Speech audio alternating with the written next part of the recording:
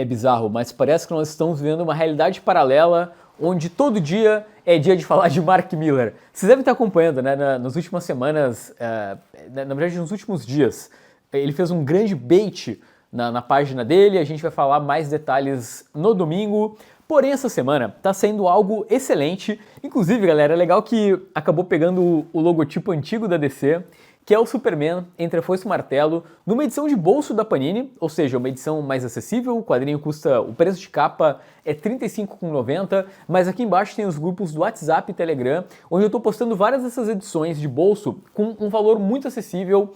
E, gente, vamos lá, nesse momento, provavelmente deve chegar na tua timeline muita recomendação de quadrinho, livro, né? Se você do outro lado é um leitor. Essa HQ, ela é diferente, ok? Isso aqui é um clássico. A trama, acho que meio que todo mundo já conhece. O Superman, ao invés de cair nos Estados Unidos, a nave dele acaba caindo na União Soviética e começa ali uma revolução. Sendo que a grande resistência a essa revolução do Superman é o Lex Luthor, que está do lado dos Estados Unidos, lógico. E além de ser uma realidade alternativa, e além de ser um quadrinho que tem muita questão política, é um massa velho divertidíssimo, com versões alternativas do Batman, da Mulher Maravilha. Gente, eu queria muito ter uma estátua de um desses personagens, sabe? Teve até tinha uns bonecos, né, os action figures, mas eu nunca consegui comprar.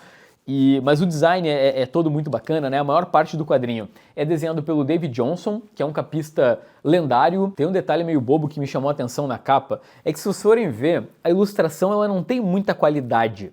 Porque o que a Panini fez foi pegar uma outra ilustração, na verdade, uma capa maior, e dar um zoom gigante, então ficou meio estranho. Eu acho que, sei lá, a Panini podia ter talvez usado outra capa. Chega a ser engraçado, mas exatamente essa semana, nos Estados Unidos, está saindo a edição absoluta do Super-Homem entre a foice e o martelo.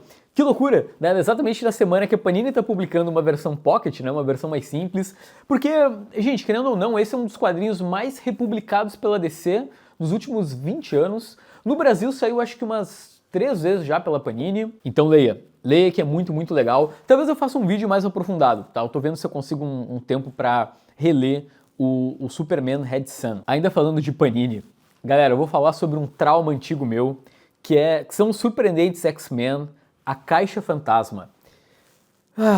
Depois de uma fase conturbada de Grant Morrison, os X-Men meio que voltaram para as raízes. E o Joss Whedon e o John Cassaday ficaram um bom tempo, não vou lembrar exatamente, mas quando eles saíram, né, um run redondinho, bonitinho, meio que amado pela maior parte dos leitores, chegou o Ryan Ellis e o Simone Bianchi. Sim, Simone Bianchi é um cara, ele é italiano. Àquela altura do campeonato, o Ryan Ellis já tinha escrito o Authority, já estava escrevendo ainda o Planetary, que são clássicos absolutos. E ele simplesmente pegou a revista do Joss Whedon com o John Cassaday e destruiu. Gente, isso aqui é muito ruim. Assim, não é ruim, é horrível. Basicamente, os X-Men, eles encontram uma nave alienígena e lá dentro tem algo chamado Caixa Fantasma, que é basicamente um dispositivo para acessar realidades paralelas. A consequência disso é que aqui no encadernado a gente acaba observando os X-Men de outras realidades com outros desenhistas. Então tem Alan Davis, tem Ed Granov, que acaba sendo um exercício, sinceramente, que eu acho legal, mas, galera, o quadrinho é chato, ele não empolga, ele não engrena, então, a revista tava tão boa, tava com uma vibe mais X-Men clássicos, e de repente vem o Simone Bianchi, que tem um traço que eu gosto, mas não tem nada a ver com o John Cassaday, e não deu, tá? Não deu. Só pra complementar, o encadernado da Panini pega, metade dele é o Caixa Fantasma, que é esse encadernado que eu peguei é de 2013. E a outra metade é um arco também do Warren Ellis com desenhos do Phil Jimenez. Esse eu não li. De repente pode ser legal, mas o que eu posso afirmar é que metade do encadernado da Panini é bem chato. Bom, gente, vocês sabem que um dos objetivos aqui desse programa é te manter atualizado sobre quadrinhos muito bons, muito aclamados que estão chegando no Brasil. Então precisamos falar de um gibizão da Conrad, de um mangá gigantesco de 544 páginas que é Okinawa. Eu não lembro de cabeça, mas eu acho que esse mangá foi anunciado numa live aqui no canal. Ou se não foi anunciado aqui, a gente comentou com o Cassius, e eu lembro que a galera hypou muito, assim, comemorou muito que Okinawa estaria saindo pela Conrad. Então esse mangá do Susuma Higa vai falar sobre Okinawa, que é a região ou distrito mais ao sul do Japão, que na prática é um conjunto de ilhas que fica na pontinha do mapa, sendo que a maior ilha é justamente a ilha de Okinawa, e ela é conhecida principalmente como o local de uma das maiores batalhas da Segunda Guerra Mundial, sendo que depois ela foi ocupada pelos Estados Unidos e continua até hoje com várias bases militares dos Estados Unidos. Então o mangá vai contar principalmente a história de Okinawa ali no período da Segunda Guerra.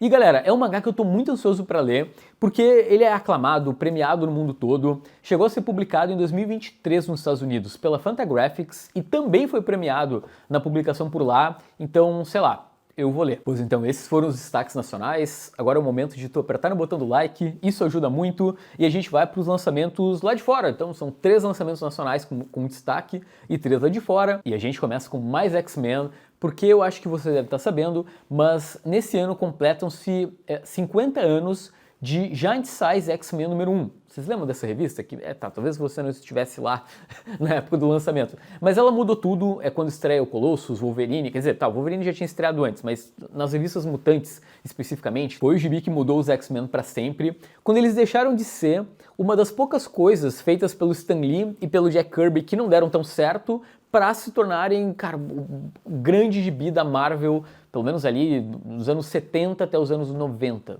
No mínimo. Pois então, para comemorar o cinquentenário, a Marvel está lançando outra revista chamada Giant Size X-Men, e essa gerou uma certa polêmica lá fora, porque envolve a Kamala Khan. Vocês devem saber, agora a Miss Marvel, ela é mutante, só que, galera, não é que estão incluindo a Kamala Khan no Giant Size. Na prática, aqui na revista, ela volta no tempo. Pois então, esse aqui é para ser o grande evento da nova fase dos mutantes, está sendo lá fora, vocês devem estar acompanhando, a Panini até já anunciou o lançamento aqui no Brasil, com toda a mudança nas mensais. Só que, gente, pelo que eu vejo dos comentários, até agora não empolgou, e aparentemente o grande evento da fase tem a ver com o Giant Size.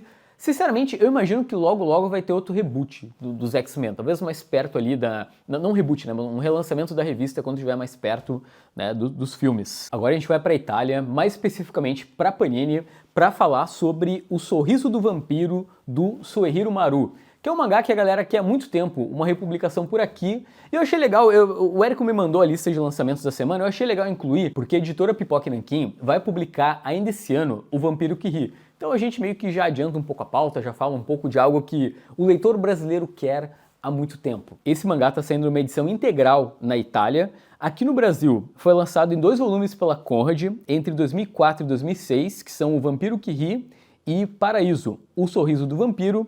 O Soehiro Maru, ele faz um estilo chamado Eroguru, que é um erótico grotesco. Ele é um cara que nunca conseguiu entrar nas revistas de editora grande no Japão, porque ele fazia muita violência, muito erotismo do jeito explícito e até meio sádico. Mas ainda assim foi um mangaka que conseguiu seguir uma carreira underground desde os anos 80, é um cara premiado, aclamado, etc. O Pipoca Nanquim, em 2023, lançou o trabalho mais recente dele, que é O Estranho Conto da Ilha Panorama, mas o mais aclamado dele é O Vampiro que Ri, né? O grande clássico, estamos esperando ansiosamente. Aqui na tela tá o mês de lançamento que o Pipoca prometeu, tá? Não lembro ele de cabeça, mas tem aqui o mês. Agora a gente vai para Inglaterra, mas é meio que para falar do lançamento no Brasil. Tá? Acompanha comigo, porque essa semana tá saindo Low, Bowie's Berlin Years, do nossa, esse é nome impossível, Reinhard Kleinst, que é um cara que faz biografias muito legais e que já foi publicado várias vezes aqui no Brasil. Então, esse é o segundo volume da biografia em quadrinhos do David Bowie, do Kleist, sendo que o primeiro já está certo aqui no Brasil, vai sair pela editora Hipotética, o catarse deles fechou com 150% ainda esse mês e o lançamento é em junho. A gente vai deixar o link de compra aqui na descrição do vídeo para quem já quiser garantir a pré-venda. Então, a primeira parte de biografia, que é essa que está sendo no Brasil, vai do começo de carreira do Bowie até os anos 70, a segunda pega de 70 em diante, quando o Bowie se muda para a Alemanha e grava o disco Low. E aí essa biografia como um todo se encerra em 2 volumes. Para quem não sabe, o Reinhard Kleinst, se eu espero ter pronunciado corretamente, é o mesmo cara que fez as biografias do Johnny Cash, do Nick Cave, inclusive que a editora Hipotética publicou, e segue aí formando a sua biblioteca com grandes nomes da música. Gente, eu me sinto meio envergonhado às vezes quando eu vou falar de música, tá? Não envergonhado, mas, cara, eu gosto de punk rock, hardcore, eu gosto de barulho. Então tem certos... Eu não sou um grande conhecedor de certos músicos, certas bandas, eu não sou um profundo amante de David Bowie, por exemplo. talvez eu devesse mudar isso em algum momento. Agora a gente vai para as rapidinhas da semana, começando com a Panini. Galera, vamos lá, acompanha comigo. Flash, edição número 13, a saga do Flash, na verdade. Pequenos Heróis Marvel, edição número 3. Invencível, volume 1, veja só, está sendo republicado. A Saga do Clone, volume 11. Avante Vingadores 15. Conan número 8. Alien número 2, olha só, finalmente. E tem também a incontrolável Patrulha do Destino. Ah, detalhe, tem um que não chegou, pelo que a gente observou, em nenhum lugar, mas já tem o volume 2 do ônibus do Kurt Busiek, com o Jorge Pérez, que assim, vocês lembram que o primeiro atrasou coisa de quase um ano? Esse aqui atrasou também, mas não atrasou tanto. Pelo menos. O Pipoca e Nanquim essa semana tá lançando o 5º volume, né? O 5º e último volume de Battle Royale, que eu acho que é a série de mangá mais longa que a editora já publicou. É um mangá que eu sou muito fã, eu já falei isso aqui no canal. Eu li todo o Battle Royale pela edição da Conrad e agora eu tô pegando as edições do Pipoca e Nanquim. Então, gente, recomendo, violento, sádico e muito empolgante. Também tá saindo Contos Picarescos, uma adaptação de Balzac por autores franceses que são irmãos gêmeos, veja só. Tem Fobia, um mangá de Ikiko Gotou, autor inédito no Brasil, recomendado por Junjito. Vai sair em 3 volumes. Tem Yojinbot, volume 2, que é um mangá meio BD com um robô samurai. Para quem perdeu o Catarse, acabou de sair pela Risco Happy Engines, que é o novo trabalho da Lucy Brion, mesma autora de Ladras. Rapidinhas gringas, tem a nova minissérie do Senhor Incrível, claro que é para surfar no hype do filme do Super-Homem. Tem um compêndio de Transformers com mais de 1000 páginas da série clássica da Marvel dos anos 80, com uma capa linda do Bill Sienkiewicz.